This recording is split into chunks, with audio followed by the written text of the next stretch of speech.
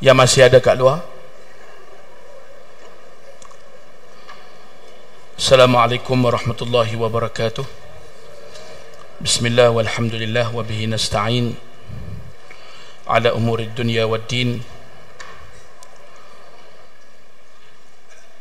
Wala hawla wala quwata illa billahil aliyyil azim. Rabbi shrah li sadri wa yassir li amri wa hlul 'uqdatam min lisani yafqahu qawli.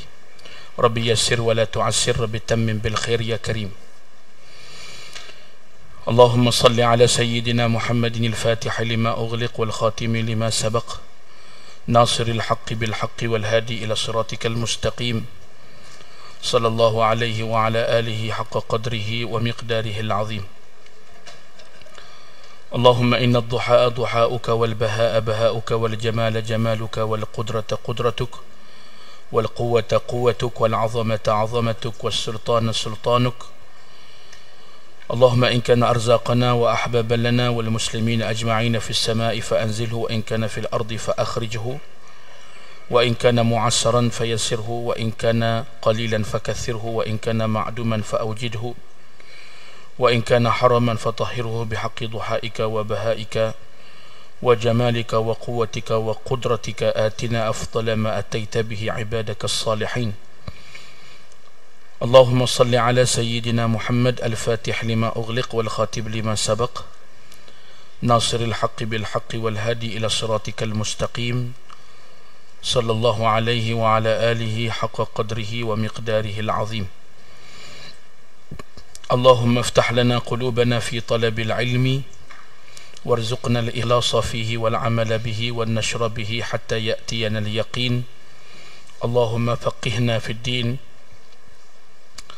وافتح علينا فتوح العارفين واجعل أعمالنا خالصة لوجهك الكريم برحمتك يا أرحم الراحمين. اللهم آمين. أما بعد. Tersambung ayat yang ke-6. Saya baca dan tuan-tuan ikut ya. A'udzubillahi minasyaitonirrajim. بسم الله الرحمن الرحيم. وللذين كفروا بربهم عذاب جهنم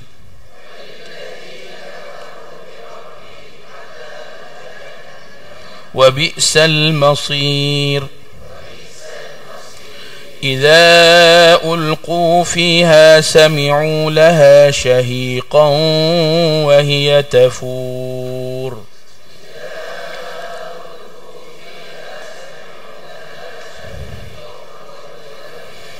تكاد تميز من الغيظ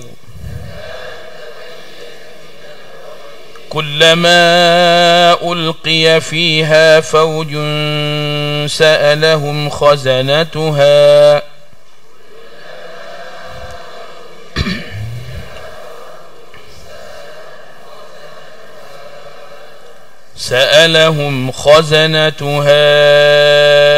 ألم يأتكم نذير.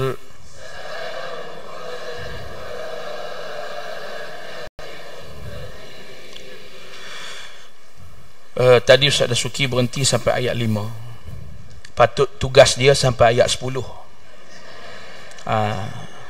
Tugas dia sampai ayat 10. Jadi dia telah meninggalkan tugas. Tapi oleh kerana kami dua ni kawan baik, tak apalah, tak ada masalah, saya halalkan.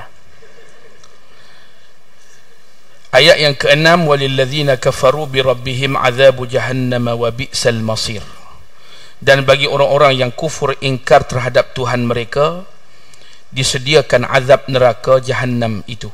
Jahannam, dan itulah seburuk-buruk tempat kembali. Iaitu Allah Ta'ala telah memberikan ancaman kepada setiap makhluk, sama ada jin dan manusia, bagi mereka yang ingkar terhadap Allah dan mendustai Rasulnya, akan mendapat azab api neraka Jahannam yang pedih. Itulah seburuk-buruk tempat kembali. Jadi kalimat walilladzina kafaru, dan bagi orang-orang yang kufur, ingkar. Kufur ingkar ini ada dua makna. Pertama, kufur akidahnya. tidak Islam dan tidak beriman, dinamakan orang yang kufur. Makna kufur yang kedua ialah mereka yang ingkar terhadap perintah Allah Subhanahu wa ta'ala. Allah suruh semayang, tak semayang. Allah Ta'ala wajibkan keluar zakat, tak keluarkan zakat. Allah Ta'ala suruh tutup aurat, tak nak tutup aurat. Allah Ta'ala kata haram, dia halalkan. Benda yang Allah Ta'ala halal, dia haramkan.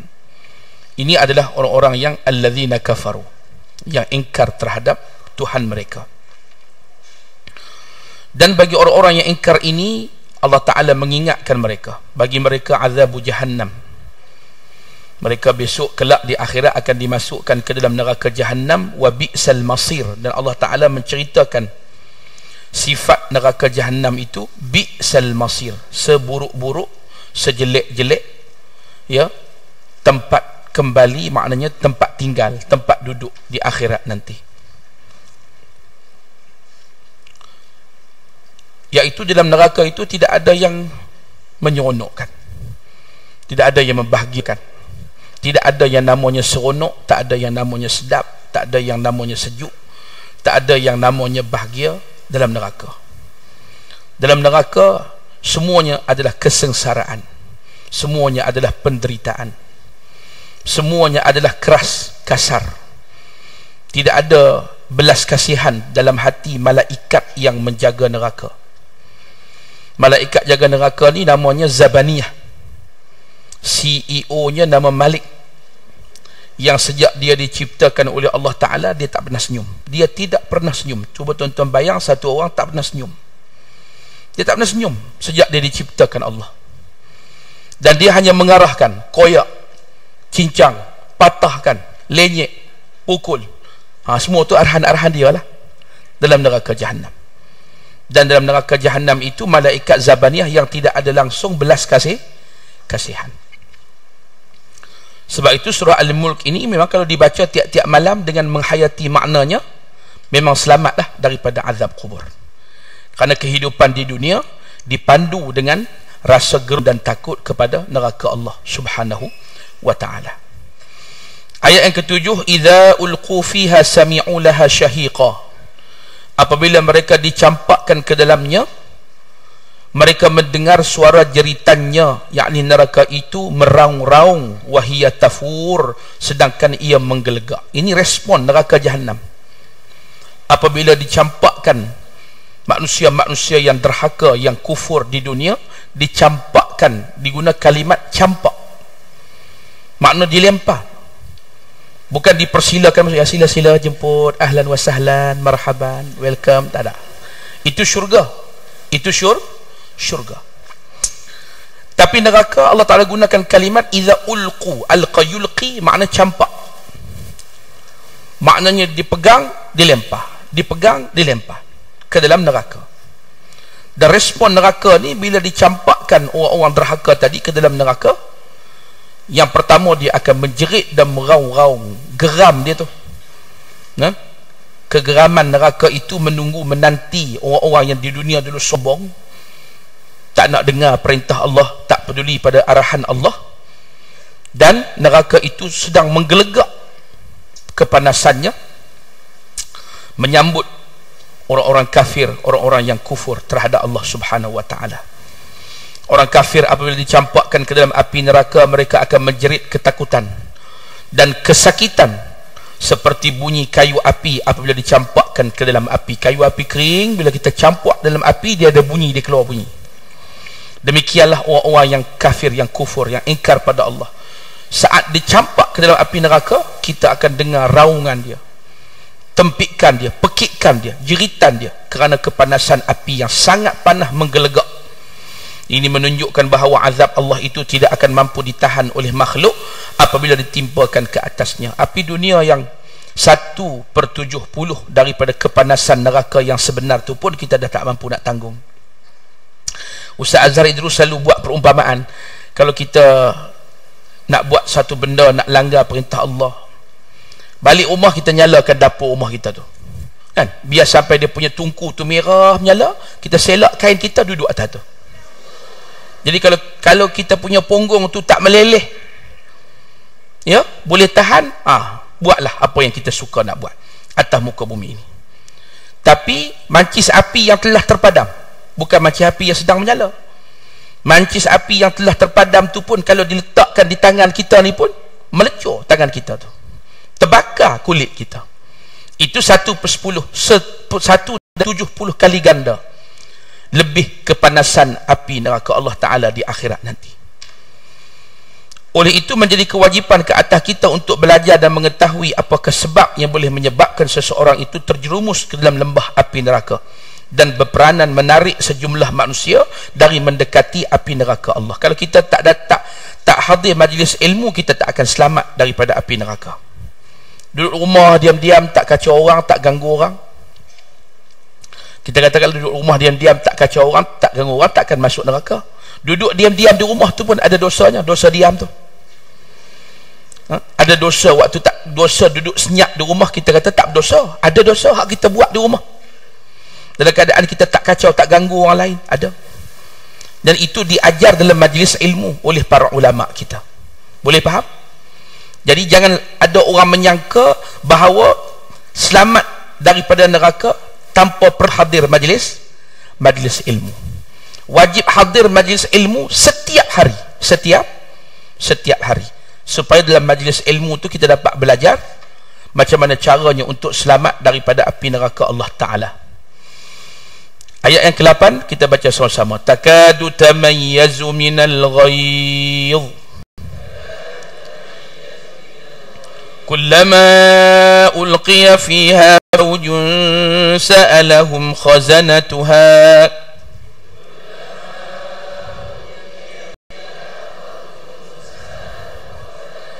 سألهم خزنتها ألم يأتكم نذير.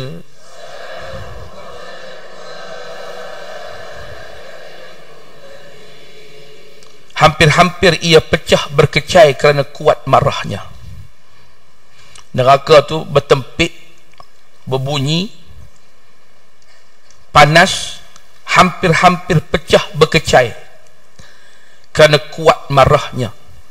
Tiap-tiap kali dicampakkan ke dalamnya sekumpulan besar dari orang kafir, bertanyalah penjaga-penjaga neraka itu kepada mereka, tidakkah kamu pernah didatangi oleh seorang rasul pemberi ingatan dan amaran di dunia dahulu? Marahnya api neraka terhadap musuh Allah keadaannya terhampir-hampir terputus dan tercerai di antara satu sama lain. Ayat ini menunjukkan bahawa malaikat yang menjaga dalam neraka, malaikat Zabaniyah, bertanya dengan bertujuan mengejek dan menghinakan mereka kerana dosa kufur yang mereka lakukan. Di sini kita dapat memahami bahawa manusia itu sama ada menjadi kekasih Allah atau musuh Allah. Jika musuh Allah, sudah pasti azabnya sangat pedih, bahkan dihinakan pula oleh malaikat. Bermaksud hidup mereka yang ingkar kepada Allah, hidupnya buruk dan matinya pula adalah hina. Wal'ayazubillah. Ya, kita bila baca berkenaan yang macam ni, sunat di hujung tu kita kata apa? Wal'ayadhu billah. Semoga Allah memelihara saya, menjaga saya, jangan sampai saya itu matilah keadaan ingkar kepada Allah, ya, matinya pula keadaan hina, matilah keadaan ahli maksiat. Jadi dalam ayat ini akan ditanya oleh malaikat Zabaniyah itu, alam ya'tikum nadhir. Ingat tu, alam ya'tikum nadhir. Kamu dulu sewaktu di dunia, bukankah telah datang peringatan kepada kamu? Tambah zaman kita dalam TV, dalam radio, dalam Facebook, dan kita scroll Facebook tu sampai ada video pendek tazkirah ustaz, kita berhenti buka ke kita terus? Terus. Yang anak muda yang ikhlas, anak muda yang jujur, kan? Anak muda inilah yang disayangi oleh Allah dan Rasul. Kan? Bila scroll Facebook nampak ada tazkirah Ustaz Dasuki 7 minit tu, cepat-cepat, kan? Alam ya'tikum nadhir, bukankah telah dulu semasa di dunia telah datang peringatan? Dan peringatan hari ini tak tersembunyi lagi, bukan sesuatu yang sulit untuk didapati, ya. Segala jalan untuk sampai peringatan-peringatan Allah kepada kita itu zaman ini mudah. Jadi besok di hadapan neraka itu akan ditanya oleh Zabaniyah, malaikat penjaga neraka. Alam ya'tikum nadhir, dulu di dunia bukankah telah datang kepada kamu peringatan, pemberi ingat. Sebab itu kita di dunia ini penting sangat untuk kita memiliki hati yang lembut, hati yang hidup, kerana hati yang mudah mendapat peringatan adalah hati yang hidup. Hati yang mati adalah hati yang tidak mau mengambil peringatan dan pengajaran. Sebab itu dalam hadis ini, dalam ayat ini, dalam tafsir disebutkan bahawa manusia ni sama ada hidup di dunia menjadi kekasih Allah ataupun musuh Allah. Apa tanda kita ni menjadi kekasih Allah? Malam-malam Allah Ta'ala gerakkan kita sebelum tidur baca suratul Waqi'ah. Itu tanda dia. Jadi kita sebelum tidur malam mesti kita baca surah Waqi'ah. Kalau tak baca rasa tak sedap, tak boleh tidur, tak boleh pejam mata, tak boleh lelap mata, lagi kita tak baca surah Waqi'ah. Tapi kalau tiap-tiap malam sebelum tidur tu berasa nak baca surah Al-Mulk, nak baca surah Al-Mulk, nak baca surah Al-Mulk, sebenarnya Allah Ta'ala nak selamatkan kita daripada azab kubur. Tapi kalau kita lalui tiap-tiap malam, terutamanya lepas kita lalui program tadabbur ni, tak baca juga kan? Rugi bayar RM100 kan? Lepas kita habis daurah ni, mana mulai daripada malam ni, pertama kita tak akan tinggal lagi surah Al-Mulk ni. Yang keduanya apa? Yang kedua kita mula rasa nak hafal. Nak hafal ni bukan payah mana, baca 100 kali, 200 kali hafal lah. Ya, budak-budak muda-muda ni, anak-anak ni cukup senang nak menghafal ni, dia otak dia fresh. Macam kita ni payah sikit lah kan. Payah sikit, kita banyak benda mikir, kita urusan banyak. Payah banyak. Bukan tekak banyak, payah banyak. Payah yang banyak-banyak. Tapi insya-Allah, sebab Quran ni kalau dibaca berulang-ulang, makin lama makin safa, makin bersih. Makin lama makin bersih, makin lama makin bersih. Tapi kalau baca 100 kali, 200 kali tu tak ingat juga, makna benak sungguh lah kita ni. Benak sungguh lah maknanya. Makna lepas daripada ni, kita azam, kita hafal surah Al-Mulk. Supaya mana pun kita pergi, sebelum tidur, sebelum kita nak pejam mata, kita baca surah Al-Mulk. Kalau tiap-tiap malam kita semangat baca surah Al-Mulk ni, tu tanda Allah Ta'ala nak selamatkan kita daripada azab kubur. Kita dah jadi kekasih Allah. Dah jadi kekasih Allah Ta'ala. Itu aja. Disebut oleh Al-Imam Ibn Ahmad Ibn Atta'illah As-Sakandari, kalau kamu nak tahu kedudukan kamu di sisi Allah Subhanahu Wa Ta'ala, lihatlah di dalam dirimu, di mana Allah. Di mana Allah dalam diri kita. Maksudnya, kalau kita nak tahu kedudukan kita di sisi Allah, kita dengan urusan-urusan Allah Ta'ala ni, di mana Allah dalam hidup kita? Nombor 1, nombor 2, nombor 3. Tetapi kalau urusan dengan Allah itu sentiasa nombor 1, utama dan pertama, tak ada kompromi, itu tanda kita orang-orang yang dekat dengan Allah dan kekasih-kekasih Allah Ta'ala. Mari kita baiki diri kita, tuan-tuan dan puan-puan. Kita mari ikut program ni sebab kita nak baiki diri kita. Kita mari mengaji ni bukan nak jadi mufti. Tuan-tuan niat mari daurah tadabbur ni nak jadi mufti ke? Dah, kita mari mengaji ni sebab kita nak mati dalam husnul khatimah, nak selamat daripada azab kubur. Kemudian kita sambung. Qalu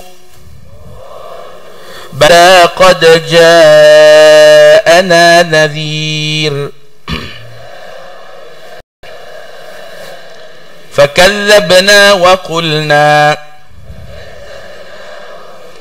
qulna ma nazzala Allahu min syai' in antum illa fi dhalalin kabir. Mereka menjawab, ada. Ditanya, bukankah dulu pernah datang peringatan kepada kamu, orang yang memberi ingat pada kamu? Masing-masing semua tidak akan berbohong pada masa itu. Semuanya akan jawab, ya, ada. Sebenarnya telah datang kepada kami seorang rasul pemberi ingatan dan amaran. Lalu kami dustakan serta kami katakan kepadanya, Allah tidak menurunkan sesuatu pun. Kamu wahai orang yang mendakwa menjadi rasul, hanyalah berada dalam kesesatan yang besar. Ketika ini golongan kafir akan mengakui bahawa terdapat Rasul yang datang memberi peringatan dan ancaman. Akan tetapi mereka telah membalas seruan itu dengan berkata, tidak kamu wahai para Rasul, melainkan lari dari dan jauh daripada kebenaran. Pengakuan mereka tentang pendustaan terhadap Rasul yang diutuskan telah dirakamkan dalam Al-Quran, namun mereka tetap berada dalam kesesatan yang nyata kerana sombong untuk tidak menerima kebenaran. Ini punca utama rosaknya kita, celakanya kita di dunia dan di akhirat, iaitu sifat sombong, sifat besar diri. Nabi kita SAW satu hari ditanya oleh para sahabat. Sahabat tanya, ya Rasulullah, apakah takabbur itu? Maka Nabi pun menjawab, at-takabburu batarul haq wa ghamtin nas. Yang dikatakan takabbur dan sombong itu ialah orang-orang yang menolak kebenaran. Datang padanya peringatan, datang padanya nasihat, datangnya ayat-ayat Allah, hadis-hadis Nabi, dia tolak semua tu, dia tak nak dengar. Sebab itu kita kena didik diri kita bila berdepan dengan ayat-ayat Allah dan juga perintah-perintah Nabi, tunduk, dengar dan taat. Kalau dalam hati terasa berat, itu tanda adanya kibir, sifat sombong dalam hati. Nak buang sifat sombong ni, dia kena mengaji, dia kena tahu dan sedar bahawa kita ni adalah orang yang hamba yang lemah. Sebab tu orang yang semakin berilmu semakin tawaduk. Tak ada orang yang berilmu semakin sombong. Yang semakin berilmu semakin sombong itu iblis. Iblis. Tapi orang yang berilmu semakin bertambah ilmu semakin tawaduk. Ingat, sebab nanti kita akan ditanya Allah di akhirat nanti, dan punca sebab kecelakaan kita kerana sombong, menolak kebenaran dan memperlekehkan orang lain.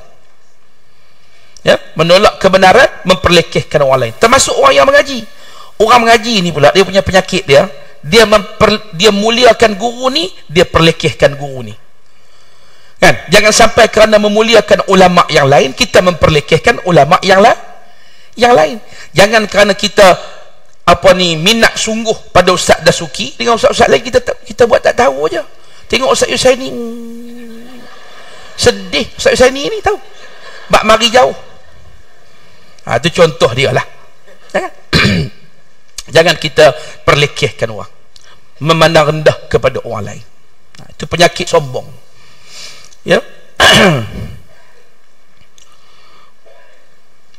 Wa ma kunna mu'adzabina, itu juga menunjukkan keadilan Allah Subhanahu wa taala kepada makhluknya, bahawa sesungguhnya Allah tidak terus mengazab seseorang, bahkan mendatangkan hujjah atau mengutuskan rasul terlebih dahulu untuk memberi penerangan kepada manusia. Manusia tidak akan diazab oleh Allah taala melainkan setelah datang peringatan demi peringatan. Tuan-tuan dan puan-puan, sebab tu kita hidup di dunia ni dengan rahmat Allah. Bila kita baca ayat ni, bila kita baca ayat ni, teringatlah kita bahawa kita ni hidup dunia atas rahmat Allah Ta'ala.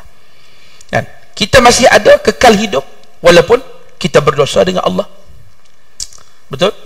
Dengan rahmat Allah lah kita hidup sampai saat ini, walaupun kita telah banyak berdosa dengan Allah Ta'ala.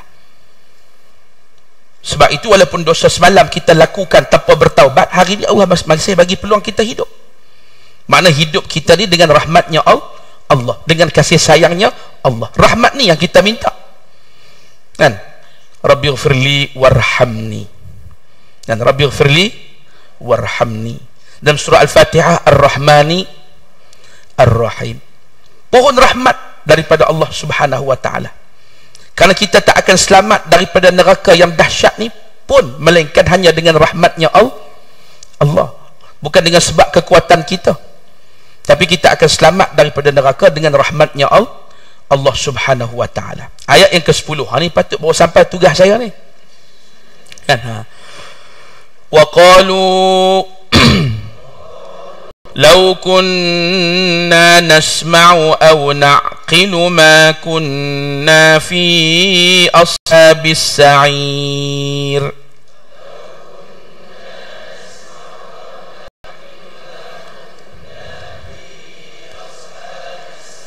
Dan mereka berkata, kalaulah kami dahulu mendengar dan memahami sebagai orang yang mencari kebenaran, tentulah kami tidak termasuk dari kalangan ahli neraka.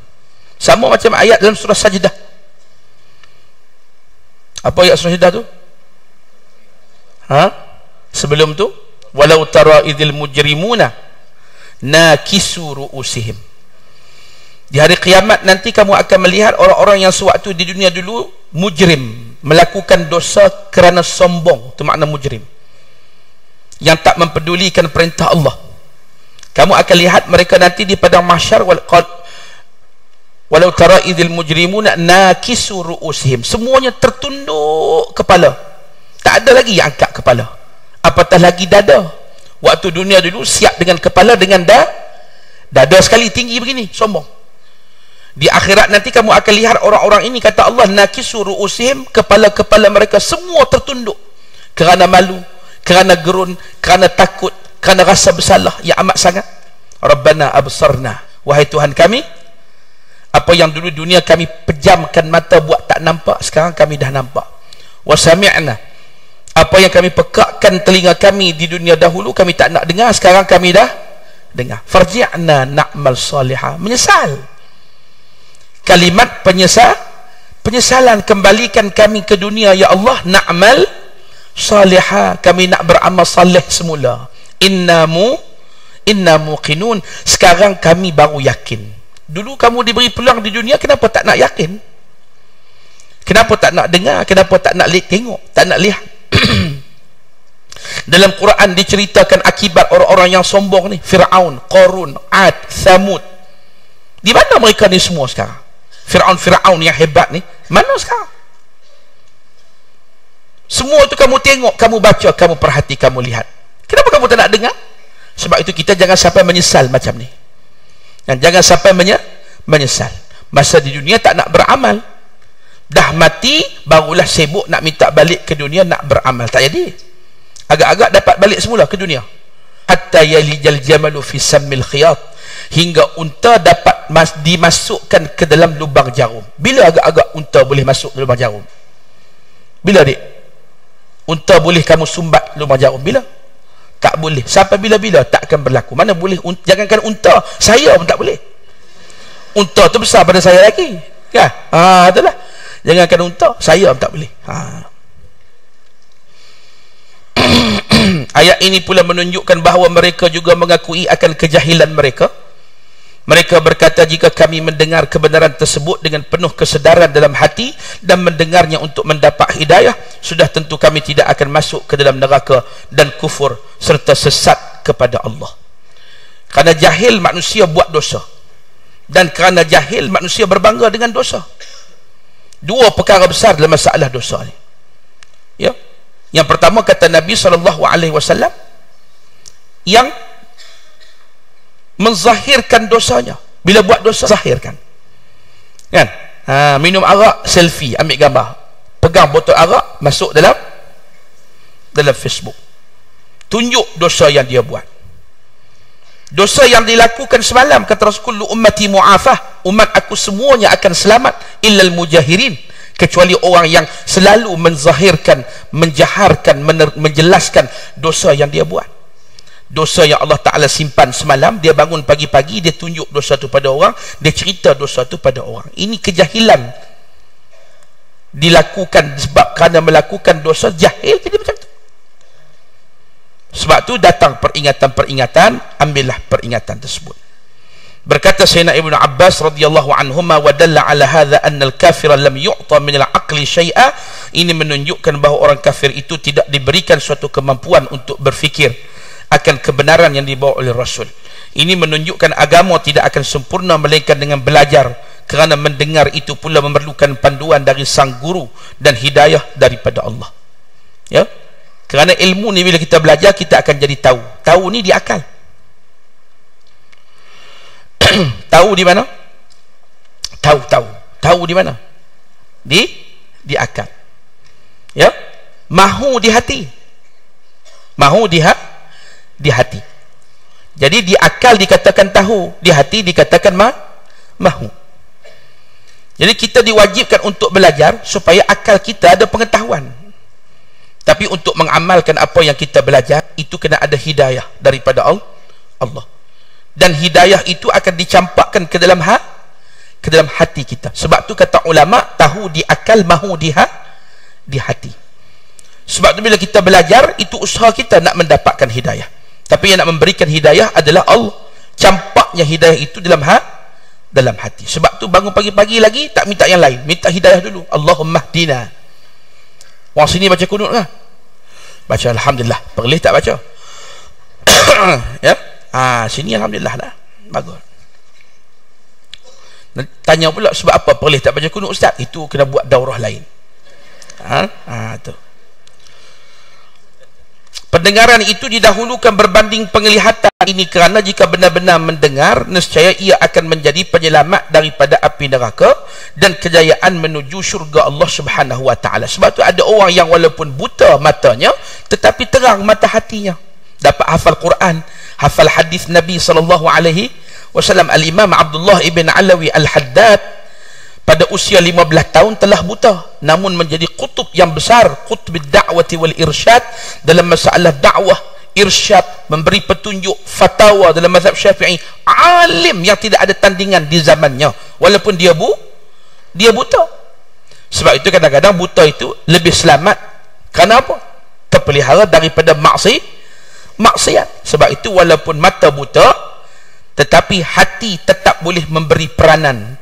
Ya, hati yang disinari dengan cahaya hidayah oleh Allah Subhanahu wa taala. Sebab tu ada orang mata terang tapi masih belum nampak jalan kebenaran. Mata terang tak pakai mata pun, kan? Tapi dalam melihat kebenaran kalah dengan orang buta mata. Lebih terang hati orang yang buta mata. Tu dia. Faham tidak ni? Nampak macam tak faham aja. Makan tak cukup ke? Alhamdulillah, terlebih makanlah tu. Yang ke-11, fa'tarafu bidzanbihim fasuhqan li ashabis sa'ir innal ladzina yakhshawna rabbahum bil ghaib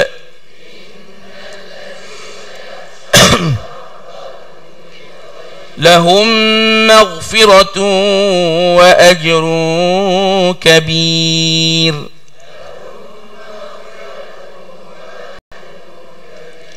Akhirnya mereka mengakui dosa-dosa mereka sebagai orang yang kufur ingkar, maka tetaplah jauhnya rahmat Allah dari ahli neraka.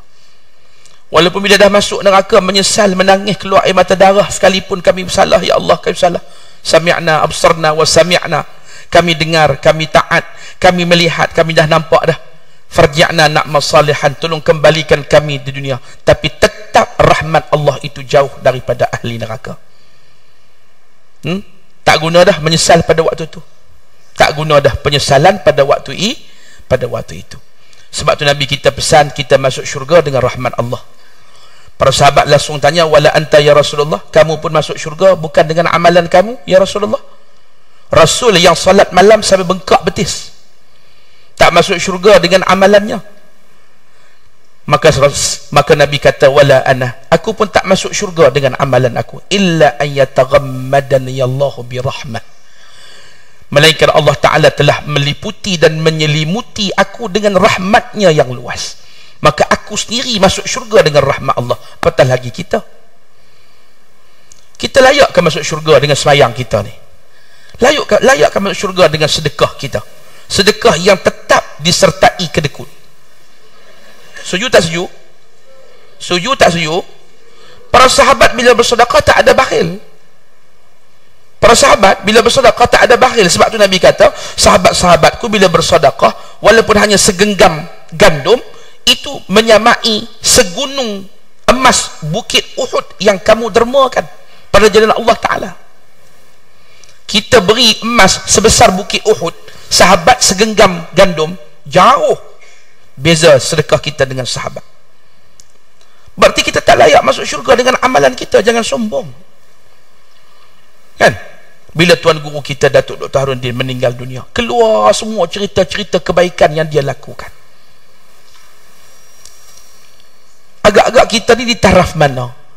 Dia dapat 1 juta, 1 sen tak ambil, semata-mata kerana siddiq dengan Allah, jujur dengan Allah.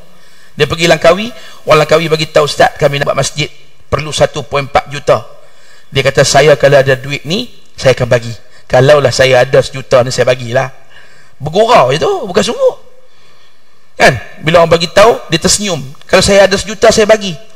Tak apa lepas tu Allah, tak berapa lama lepas tu Allah uji dia.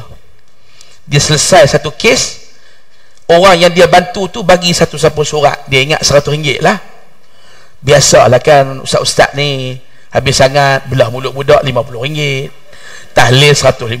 Tu ya ustaz-ustaz ni. Kan? Tiba-tiba bila balik dari rumah, buka sapu surat, ada cek 1 juta. Dia terus teringat apa yang dia cakap di Langkawi. Ambil 1 juta cek tu, pergi bagi semua, 1 sen pun tak ambil. Kalau kita bagi tak? Maji nampak muka wali Allah ni. Maji bagi tak 1 juta tu? Saya pun tak bagi, tambah bang Haji. Kan? Betul tak? Allahu Akbar. Tu baru satu. Ni keluar cerita Bebel surau dekat Bangi. Memang dia suruh budak-budak pergi kutip, dia bayarkan. Ni pusat dakwah serantau, komplek 25 juta, yang dah keluar 1000 orang graduan mahasiswa mu'allaf yang keluar berdakwah, mengajak orang lain kepada Islam. Macam-macam. Tu pun tak pernah sombong, tak pernah cerita, tak pernah bercakap. Kan? Kita bagi 10 kotak kurma masjid bulan Ramadan baru ni pun kita bising sampai sekarang. Sebab tu kita masuk syurga dengan rahmat Allah. Dengan rahmat Allah. Kekurangan kita banyak, kecacatan kita banyak, dosa kita banyak, lebih banyak daripada amalan kita, lebih banyak daripada ibadah kita. Kalau bukan dengan rahmat Allah, tak akan boleh masuk syurga. Jadi kita kena perhatikan di mana ada ruang-ruang yang di situ ada rahmat Allah, pastikan kita merebut rahmat itu. Merebut rahmat itu. Saya dengar cerita nasi lemak pagi tadi 400 bungkus, ada orang sedekah sponsor. Tu orang yang nak reti, cerdik. Nak tumpang cari rahmat Allah Subhanahu wa ta'ala. Itu di antaranya. Kita kena pandai untuk mencari ruang-ruang peluang. Apa yang kita buat itu akan mendapat rahmat dan kasih sayang daripada Allah Subhanahu wa ta'ala. Kita dulu khatam di masjid ni, kuliah muslimat, 40 hadis jalan ke syurga. Kisah satu orang laki-laki yang masuk syurga hanya kerana membuang kayu yang menghalang di jalan. Kisah seorang perempuan masuk syurga kerana beri minum anjing yang kehausan. Yang dia bagi minum tu bukan Ustaz Dasuki, bukan Dr. Harundin. Yang dia bagi minum tu bukan yang di Pertuan Agong. Yang dia bagi minum tu anjing. Fasyakarallahu lahu faghafaralah fa'adkhalahu Allahul jannata. Allah berterima kasih dengan apa yang dia buat, lalu Allah ampunkan dosanya dan Allah masukkannya ke dalam syurga. Sebab itu rahmat Allah lebih luas daripada syurganya, kerana syurga itu salah satu juzuk di dalam rahmatnya Allah. Syurga itu satu juzuk saja di dalam rahmat Allah Subhanahu wa ta'ala. Rahmat Allah itu lebih luas daripada syurga Allah ta'ala. Faham?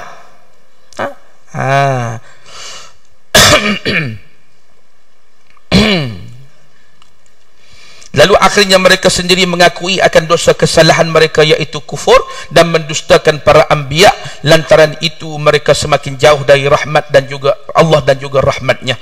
Sabda baginda sallallahu alaihi wasallam, la yadkhulu ahadun an-nara illa wa huwa ya'lam anna an-nara aula bihi minal jannah. Seseorang itu tidak akan masuk ke dalam neraka sedangkan dia telah mengetahui bahawa neraka itu lebih utama baginya daripada syurga. Maksudnya bila dia tengok diri dia, memang dia yakin aku ni confirm ahli neraka. Na'udzubillah. Itu makna apa hadis ni? Hadis ini membawa makna haram berputus asa dengan rahmat Allah. Kita kena senantiasa bersangka baik dengan Allah. Datang kemarin seorang lepas taklimat umrah petang kemarin, Ustaz, saya ni malu nak tanya depan-depan orang. Saya ni sebenarnya daftar umrah nak pergi seorang, dan saya ni takut sebenarnya nak pergi, Ustaz. Oh, saya dah takut pula dah. Apa?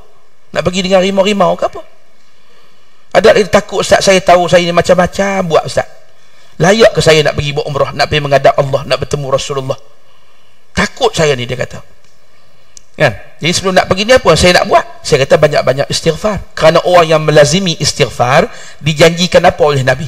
Man lazimal istighfar, Nabi kata, siapa yang melazimi istighfar, Dapat apa? Tak tahu apa lah orang sini. Dia siapa yang melazimi istighfar yang pertama, akan, kalau dia ada masalah, pasti ditunjuk jalan keluar. Kalau dia ada benda yang menyedihkan dan menduka citakan, Allah Subhanahu wa ta'ala pasti akan menyelesaikan masalah dia. Dan yang ketiganya, Allah Ta'ala akan menunaikan segala hajat dan permintaannya. Kisah Imam Ahmad tu kan, ingat tak? Imam Ahmad satu hari keluar iktikaf ke kampung-kampung. Zaman hari tu tak ada Facebook, tak ada WhatsApp. Jadi gambar Imam Ahmad tak tersebar, orang tak kenal Imam Ahmad. Dia pergi iktikaf satu kampung kan, orang kampung tak kenal dia. Dia minta nak tidur dalam masjid, tok imam masjid tak bagi tidur, halau dia suruh keluar. Akhirnya satu orang yang kerjanya menguli roti, menjual roti, ajak dia menjadi tetamu. Tidurlah rumah hamba Allah ni. Lepas dia bagi semua keperluan Imam Ahmad, dia pun ke dapur mula menguli roti sampai ke subuh. Dan Imam Ahmad mendengar tak putus-putus dari lidahnya kalimat Astaghfirullah, Astaghfirullah, Astaghfirullah, Astaghfirullah. Esok Imam Ahmad tanya, saya dengar Pak Cik semalam daripada malam sampai ke subuh menguli roti, tak putus-putus dengan istighfar. Apa yang Pak Cik dapat fadilah istighfar yang Pak Cik duk amal ni? Semua yang saya cita-citakan dikabulkan Allah, kata dia. Yang saya nak dikabulkan Allah, kesusahan saya dipermudahkan Allah, kesulitan saya dipermudahkan Allah, cita-cita saya dikabulkan Allah. Kalau ada masalah, pasti ada jalan keluar. Cuma ada satu cita-cita saya belum lagi dikabulkan Allah, kata dia. Imam Ahmad bertanya, apa cita-cita Pak Cik tu yang belum dikabulkan Allah? Iaitu saya teringin nak jumpa Imam Ahmad Ibn Hanbal. Itu yang belum dikabulkan. Imam Ahmad kata, ni saya lah Ahmad bin Hanbal. Di depan Pak Cik sekarang ni lah Ahmad Ibn Hanbal. Ini cerita dalam Siyaru A'lamin Nubala bagi Al-Imam Al-Zahabi, Manaqib Imam Ahli Sunnah Al-Imam Ahmad Ibn Hanbal rahimahullahu ta'ala. Ya. Jadi kita lazimkan istighfar. Astaghfirullah, Astaghfirullah, Astaghfirullah. Dan melazimi astaghfirullah. Karena istighfar itu kita mengiktiraf dosa-dosa kita. Kita mengiktiraf bahawa kita berdosa. Bagi orang mukmin hendaklah kita merasakan lantas mengakui dan mengiktiraf sepanjang detik bahawa dia adalah sebagai hamba yang berdosa, agar tidak menyesal di kemudian hari. Tingkatkan keimanan untuk lebih meyakini apa yang dibawa oleh junjungan mulia baginda Nabi Muhammad sallallahu alaihi wasallam. Kemudian kita baca, innal ladzina yakhshawna rabbahum bil ghaib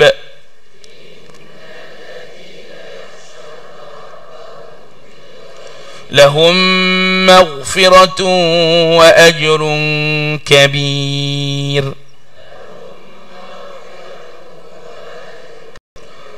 wa asirru qawlakum aw ijharu bih innahu alimun bidhatis sudur. Sesungguhnya orang-orang yang takut melanggar hukum Tuhannya semasa mereka tidak dilihat orang dan semasa mereka tidak melihat azab Tuhan, mereka beroleh keampunan dan pahala yang besar. Apakah sifat mukmin? Mereka sangat takut kepada azab Allah sedangkan belum pernah melihatnya. Takut mereka itu sama ada dalam keadaan sunyi maupun terang, lebih-lebih lagi ketika ketiadaan manusia, iaitu dengan menahan diri dari melakukan maksiat, bahkan melaksanakan ibadah dengan penuh ketaatan kepadanya. Mereka inilah akan mendapat keampunan yang agung dari Allah, serta balasan mereka kelak adalah syurga. Sentiasa bersemangat beribadah dan taat, walaupun masih belum nampak lagi azab kubur dan azab neraka. Mereka takut, benar-benar rasa takut kepada Allah itu kesan daripada iman yang mantap. Walaupun belum lagi nampak azab Allah, orang ni tuan-tuan bila dia takut kerana melihat azab Allah tu munasabah, dia tengok ribut taufan sedang menggulung, waktu tu dia akan ingat siapa? Akan ingat Allah tengah duduk terbang nak pergi umrah tu, nak pergi umrah, tiba-tiba datang kan kecemasan, kapal bergoyang begini. Pada waktu tu ingat siapa? Ingat Allah walaupun nak pergi umrah. Ingat Allah di tengah lautan saat dia pukul ombak. Pada waktu tu yang paling diingat adalah Allah. Itu munasabah. Tapi orang yang benar-benar beriman, walaupun tak melihat azab, tak melihat kesusahan, tak melihat bala, belum lagi melihat azab neraka, sudah ada dalam hatinya rasa gerun dan takut kepada Allah subhanahu wa ta'ala. Ini orang yang ikhlas. Walaupun keadaan tak dilihat oleh orang tak nampak, kita ni kadang-kadang jadi semangat ibadah kerana dilihat orang. Kata Sayyidina Ali karramallahu wajhah, tanda riak itu yang pertama, bila di depan orang semangat, bila duduk seorang-seorang malah, bila dipuji naik semangat, bila dicela jatuh semangat. Jadi ikhlas itu beramal bukan kerana itu, semata-mata kerana Allah. Sunyikah, gelapkah, orang nampakkah, orang tak tahukah? Sebab tu ada 7 golongan besok akan mendapat naungan bayangan rahmat Allah, bayangan arash Allah. Salah satu daripada 7 golongan itu apa dia? Rajulun da'athum ra'atun dhata mansabin wa jamalin ila nafsiha faqala inni akhafullah.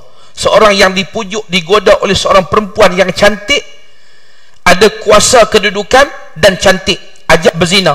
Langsung dijawab, saya takut kepada Allah. Selalunya jawapan bukan macam tu. Kalau digoda lah agak-agak oleh perempuan cantik, duit pula, mari kita tidur sekali, saya bayar 10,000. Agak-agak yang dijawab apa? InsyaAllah. Masya Allah. Imam Masjid Bandar Baru Ampang kata InsyaAllah. Tu jawapan dia. Saya punya jawapan, ayuh segera kita melakukannya. Itu dah. Selalu kita tak akan mampu tolak. Tapi orang yang punya iman, dia akan jawab, saya takut kepada Allah. Macam cerita satu orang yang memang sepupu perempuan, mencintai sepupu perempuannya, nak berkahwin, tapi kahwin dengan orang lain, dapat anak 6 orang, mati suami, jadi anak yatim 6 orang, susah, nak makan tak ada benda. Ini ceritalah hadis Nabi. Tapi minta bantuan pada sepupu laki-laki ni. Sepupu laki-laki bagi syarat, kalau nak aku bagi kamu duit, kamu kena tidur dengan aku. Dan ketika sudah berada di 2 celah paha perempuan, sepupunya yang tadi, yang terpaksa demi anak yang 6 orang tadi, yang terdesak, maka berkatalah perempuan tadi, jangan kamu cabut cincin daripada jari yang bukan menjadi milikmu, dan bertakwalah kamu kepada Allah. Bila dengar kalimat ittaqullah, terus tak jadi, kerana timbul kegerunan dan takut kepada Allah. Sebab tu manusia bila tidak ada takut dan tidak ada gerun pada Allah, macam-macam dia boleh buat. Betul tak? Bila tak ada takut pada Allah, macam seorang peguam perempuan yang viral dalam Facebook baru ni, dia kata, saya Melayu, saya Islam, tapi kenapa saya mesti ikut hukum Islam? Kenapa saya kena ikut peraturan Islam? Kenapa saya kena ikut peraturan dan hukum yang 2-3 orang duk buat ni? Kan? Itu urusan saya dengan Tuhan. Kita kata, yang kami duk peringat kamu supaya kamu kena ikut hukum dan peraturan Tuhan ni pun adalah kerana tanggungjawab kami dengan Tuhan. Manusia bila telajak cerdik macam tu lah. Lepas tu jangan cerdik sangat, biar ada bodoh-bodoh sikit-sikit. Kerana bila cerdik sangat, pandai sangat, kaya sangat, pangkat tinggi sangat, duit banyak sangat, dia lupa kepada Allah. Tu tak nak jadi macam tu. Sebab tu dalam ayat ni, bila kita baca ayat 12, kita kena ingat di antara sifat orang yang akan selamat daripada azab kubur dan neraka ialah rasa gerun dan takut kepada Allah, walaupun tidak dilihat oleh sesiapa pun. Ayat yang ke-13, wa asirru qawlakum aw ijharu bih innahu alimun bidhatis sudur.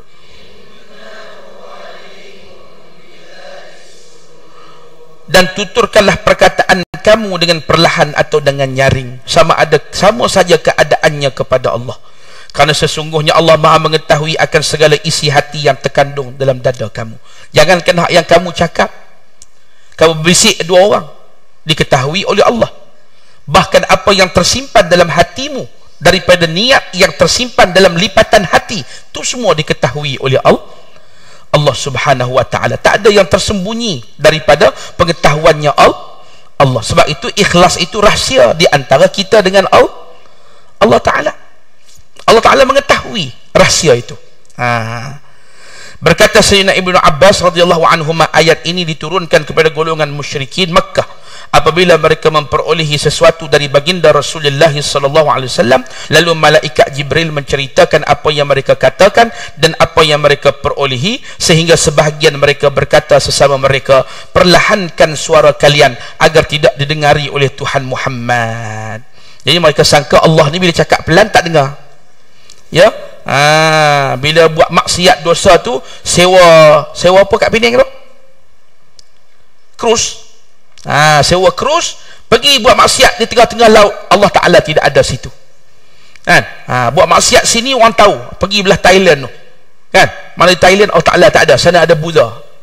Rosaknya iman. Lalu Allah turunkan ayat ni, wa asirru qaulakum, sama ada kamu senyap tak bercakap, hanya bercakap dalam hati, ataupun kamu cakap terang-terang, yang di dalam hati kamu tu pun diketahui oleh Allah Subhanahu wa ta'ala. Hati-hati kita, tuan-tuan dan puan-puan, hati-hati, ya. Allah tetap mengetahui segala sesuatu yang diucapkan atau dibuat oleh seseorang, sehingga ada yang terlintas di dalam hati, bahkan apa yang belum diungkapkan lagi Allah tetap mengetahuinya. Begitu juga jika seseorang yang berhati-hati melakukan maksiat secara tersembunyi, seperti mana berjaga-jaga dari melakukan maksiat secara terang-terangan, semua ini tiada perbezaan bagi ilmu Allah. Ala ya'lamu man khalaqa wa huwal latiful khabir.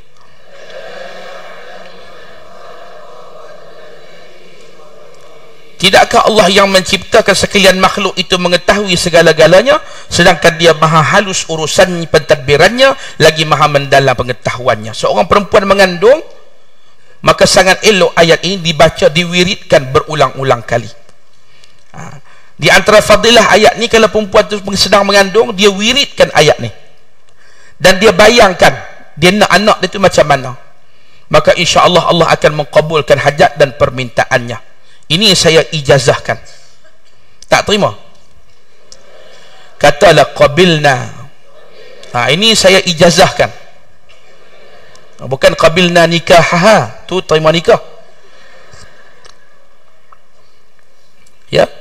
Perempuan mengandung, baca banyak-banyak, ala ya'lamu man khalaq wa huwal latiful khabir, ala ya'lamu man khalaq wa huwal latiful khabir. Ayat ini menjelaskan lagi tentang keluasan pengetahuannya. Lebih khusus lagi, walaupun segala benda di alam ini terlalu banyak, namun pengetahuan Allah itu tidak terbatas dengan sesuatu. Walaupun perkara yang kecil seperti sinaran cahaya, pergerakan angin, daun yang berguguran, Allah jualah yang mengetahui setiap helai daun yang berguguran. Di langit ini, tuan-tuan dan puan-puan, rupanya ada highway. Cuba sembang dengan pilot. Ada pilot kat sini? Ada? Kalau tak ada, bolehlah saya kelentong, kan? Cuba sembang dengan pilot tu. Bila dia naik kapal, kan, naik, tiba-tiba dia akan bertemu dengan laluan arus angin, maka dia kapal akan masuk ikut arus angin tu. Kapal tu akan dapat bergerak dengan cepat dengan bantuan angin, sama dengan burung-burung yang berhijrah ribuan kilometer daripada mana-mana tu. Tiba-tiba sampai di Perlis, sampai di Kedah, duduk di tengah-tengah bendang. Orang Kedah pergi tengok, tak boleh tengok burung ni mari mana, rupanya dari India, kerana mengikut highway arus angin yang merupakan jalan yang diciptakan oleh Allah untuk kemudahan kita sebagai manusia. Subhanallah. Huwallazi ja'ala lakumul arda dhalula famshu fi manakibiha wa kulu min rizqihi wa ilaihin nusyur. Dialah yang menjadikan bumi bagi kamu mudah digunakan, maka berjalanlah di merata ceruk rentaunya, serta makanlah dari rezeki yang dikurniakan Allah, dan ingatlah kepada Allah jualah tempat kembali kamu sesudah dibangkitkan hidup semula, maka hargailah nikmatnya dan takutilah kemurkaannya. Tengok macam mana Allah Ta'ala. Surah Al-Mulk ni mengajar kita. Allah kata, aku mudahkan bumi bagi kamu, kan? Hari ni kamu jadi senang, kamu jadi kaya, kamu jadi hebat kerana bumi ni aku mudahkan untuk kamu. Betul? Lalu Allah kata, wa kulu min rizqih, makanlah daripada rezeki yang telah Allah Ta'ala bagi pada kamu. Tapi kamu kena ingat, kamu hebat berjalan di atas muka bumi, kamu menggunakan nikmat aku di atas muka bumi, kamu makan rezeki aku yang luas di atas muka bumi. Pagi tadi mula-mula muqaddimah dia nasi lemak dengan apa tau, tiba-tiba masuk mi, masuk roti jala, tengah hari ni tak tahu kan? Makanlah kamu dari rezeki aku, kata Allah, tapi kamu kena ingat, wa ilaihin nusyur, akhirnya kamu akan kembali kepada aku, kata Allah.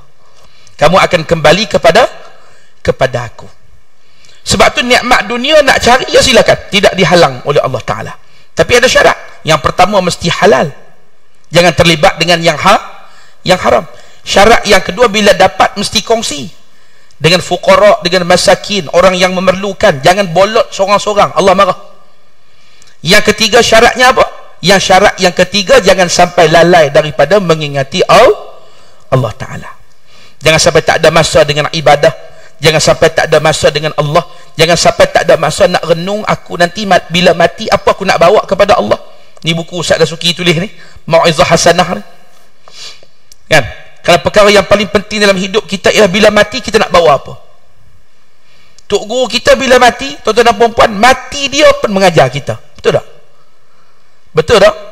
Orang alim bila mati, kematian dia memberi ilmu kepada kita. Hebatnya orang alim ni. Tadi Ustaz Dasuki tadi sebut, kata orang baik-baik ni bila mati semua berkait dengan baik-baik belaka. Ustaz Harun tu masa hidup, lagi seminggu nak raya haji, dia suruh saya sembelih 2 ekor lembu korban. Dia bagi 2 ekor lembu. Dia telefon, dia kata, saya ni lembu macam mana? Cukup ke tak cukup? Tak pernah cukup Ustaz, 100 ekor tak cukup. Kawan bagi 2. Lepas tu saya pun buat keputusan, lembu dia tu sembelih pada hari Khamis, hari keempat. Hari Khamis, kan? Kita urus sembelih lembu hari Khamis, hari Jumaat dia pun meninggal. Betul tak?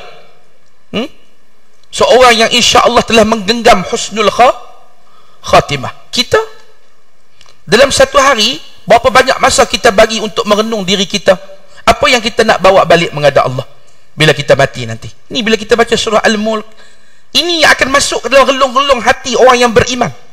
Sebab tu kalau baca saja tak jadi, kena tadabbur, kena hafal, kena amal betul-betul. Kalau mulai malam ni memang tak tinggal dah Al-Mulk ni, tu tanda memang Allah Ta'ala nak kita masuk syurga. Sibuk macam mana pun baca dulu Al-Mulk sebelum tidur, kan? Jadi buku ni saya harap tuan-tuan dan puan-puan tak tutup lepas habis daurah, tutup simpan, kan? Jadi letak di tempat yang kita akan baca setiap hari. Boleh tak? Slow jawab, tak tanya pun, nanti pun nak tanya ni. Boleh tak? Allahu Akbar. Baguslah, ahli syurga semua ni insya-Allah.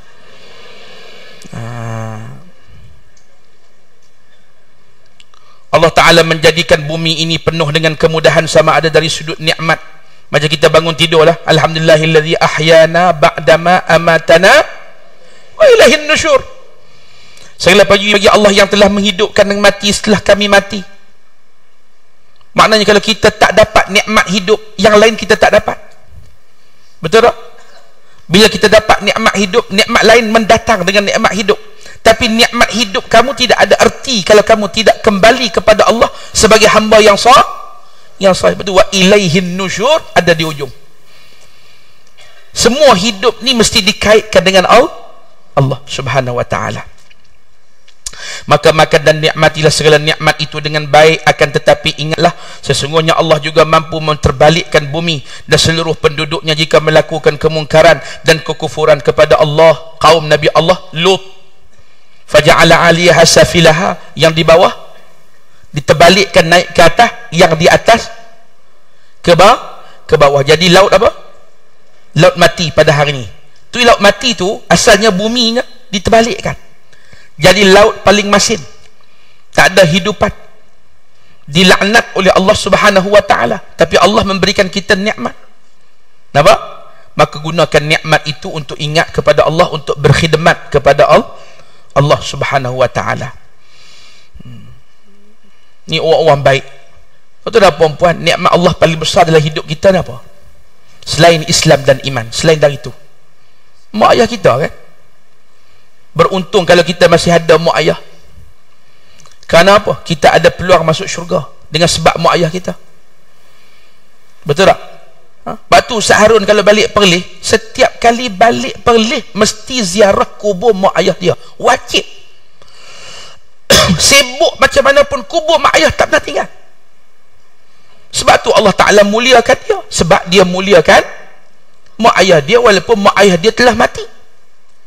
Kita ni anak-anak bila kita mati, kita berapa kali ziarah mak ayah kita setahun? Nak ziarah lepas mayang raya dah tak berani, dah dikatakan bid'ah. Betul tak? Takutlah Ustaz. No comment. Dengan ini kita dapat memahami bahawa nikmat Allah itu sangatlah luas diberikan kepada hamba-hambanya, tetapi berapa ramaikah yang kufur kepada Allah dengan tidak berusaha mengenalinya, bahkan kufur pula kepada Allah sampai tak kenal yang memberi nikmat itu siapa. Bila kita menerima nikmat, kita kena tahu al-mun'im huwa Allah, yang memberikan nikmat adalah Allah. Karena itu di akhir ayat ini Allah memperingatkan bahawa kepadanya sahaja tempat kita dikembalikan. Amintum man fis samai an yakhsifa bikumul arda fa idza hiya tamur.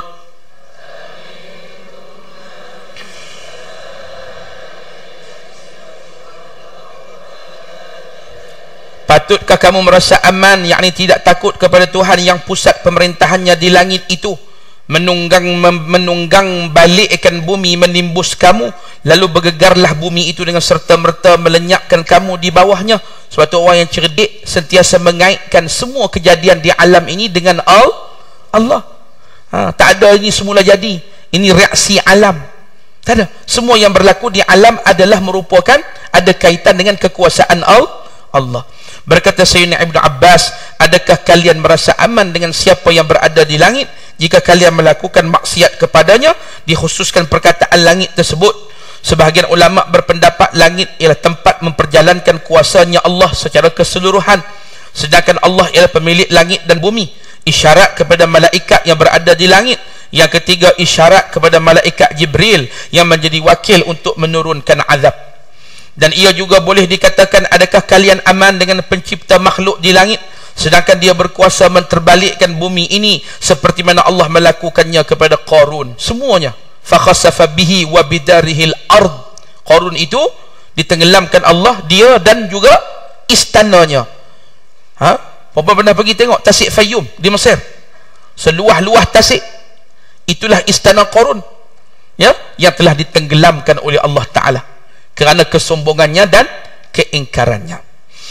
Am amintum man fis sama' an yursila alaikum hasiba fasata'lamuna kaifa nadhir. Maksudnya, atau patutkah kamu merasa aman, yakni tak takut kepada Allah yang pusat pemerintahannya di langit itu menghantarkan kepada kamu angin ribut yang menghujani kamu dengan batu, maka dengan itu kamu akan mengetahui kelak bagaimana buruknya kesan amaranku. Ya, ada yang dimusnahkan dengan hujan batu, ada yang ditenggelamkan. Ya, macam-macam Allah Ta'ala telah buat. Maka kita kena ambil peringatan takut kepada Allah Ta'ala. Ya, ayat ke-18, walaqad kadzdzabal ladzina min qablihim fakaifa kana nakir.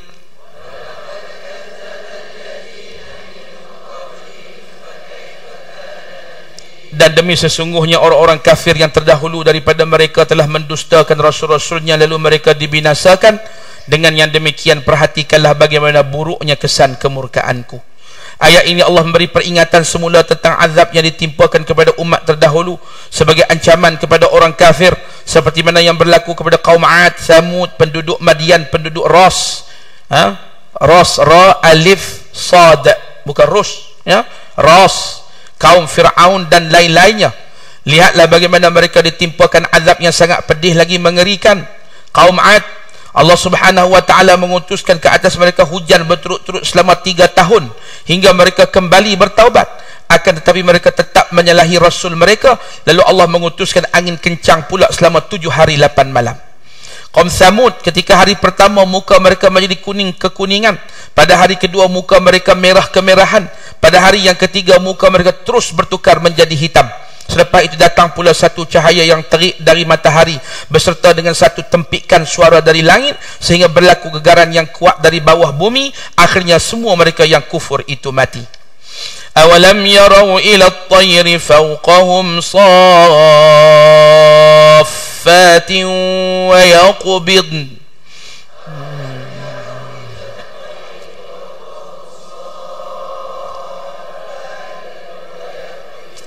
ما يمسكهن إلا الرحمن إنه بكل شيء بصير.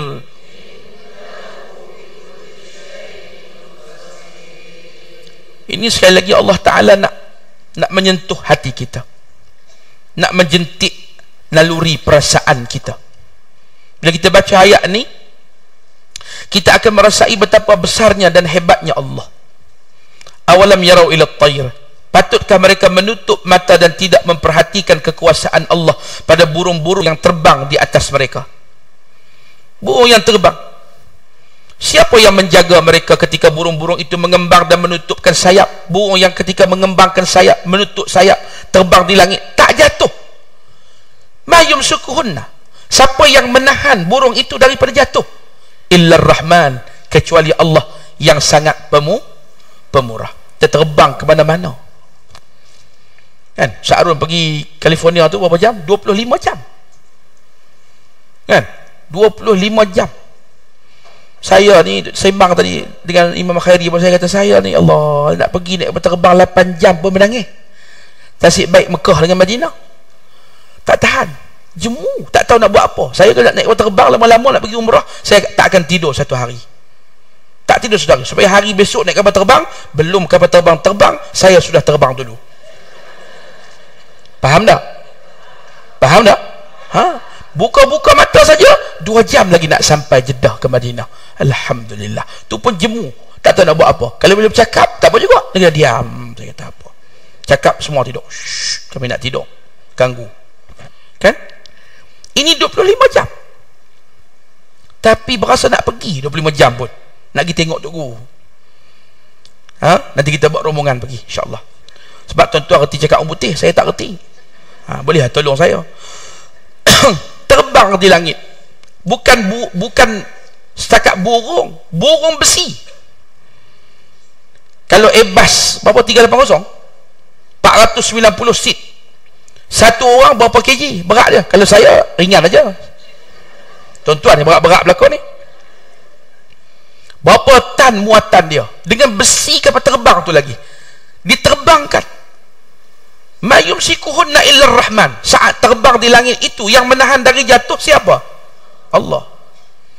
Innahu bikulli syai'in basir. Sesungguhnya dia maha melihat serta mengetahui akan tiap-tiap sesuatu. Ayat ke-20. Amman hadha alladhi huwa jundun lakum yansurukum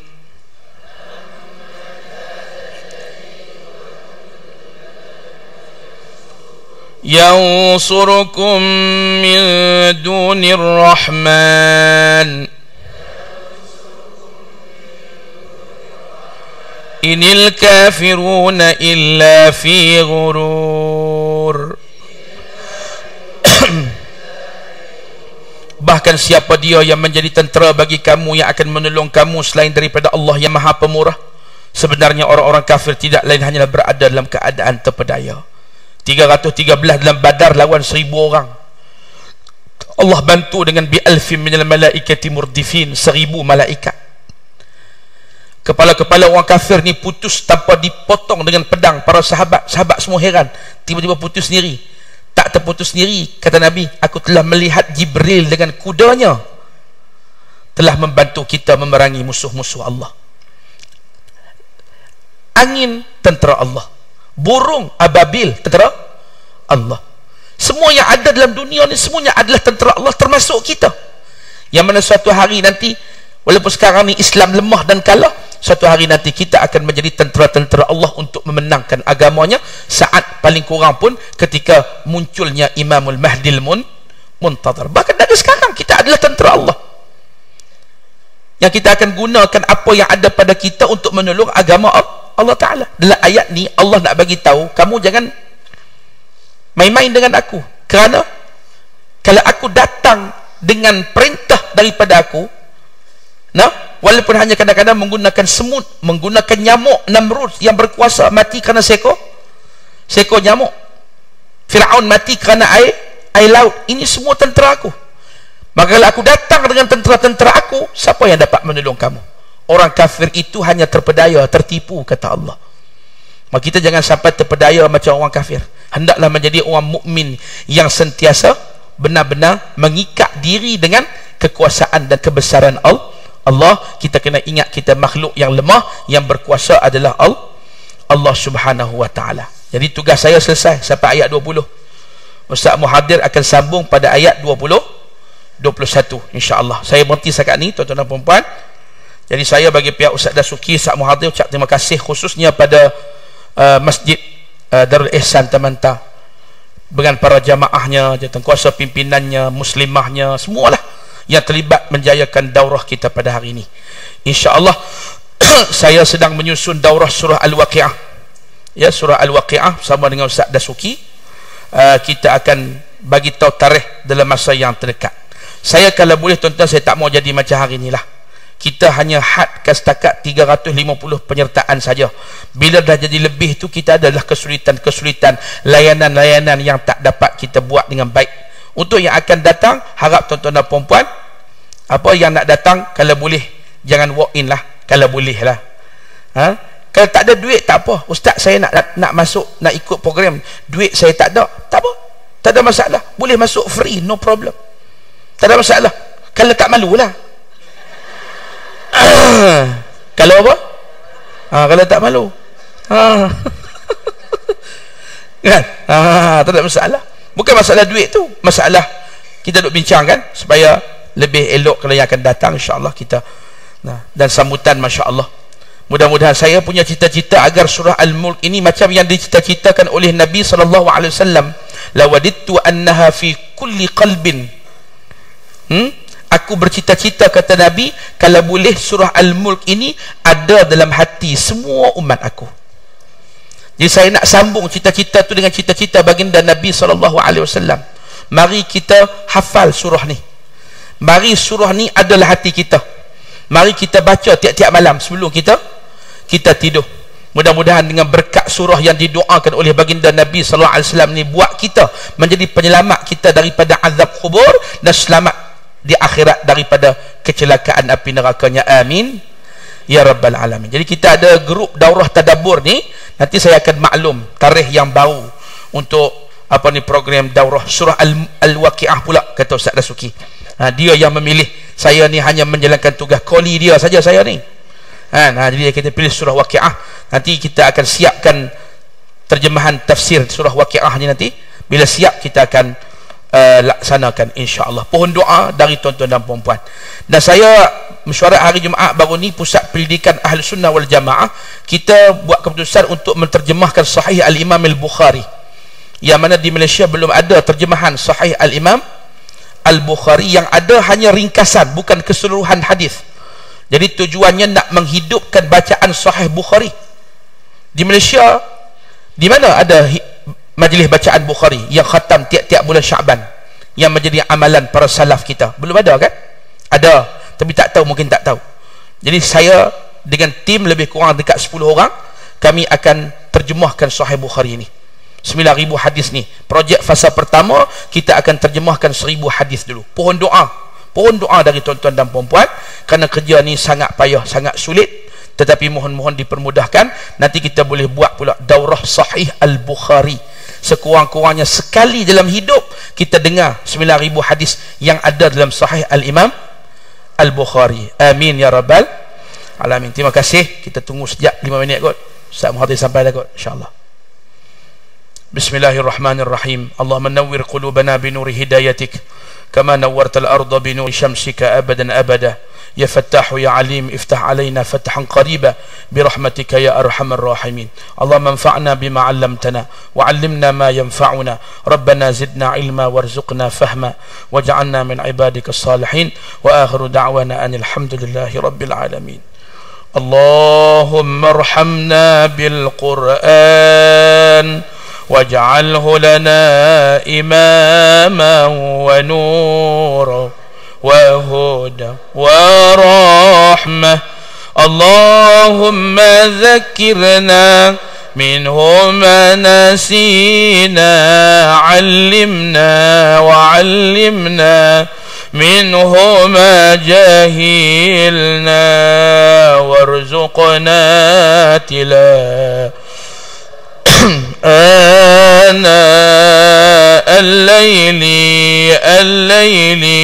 وأطراف النهار واجعله لنا حجة يا رب العالمين. السلام عليكم ورحمة الله وبركاته.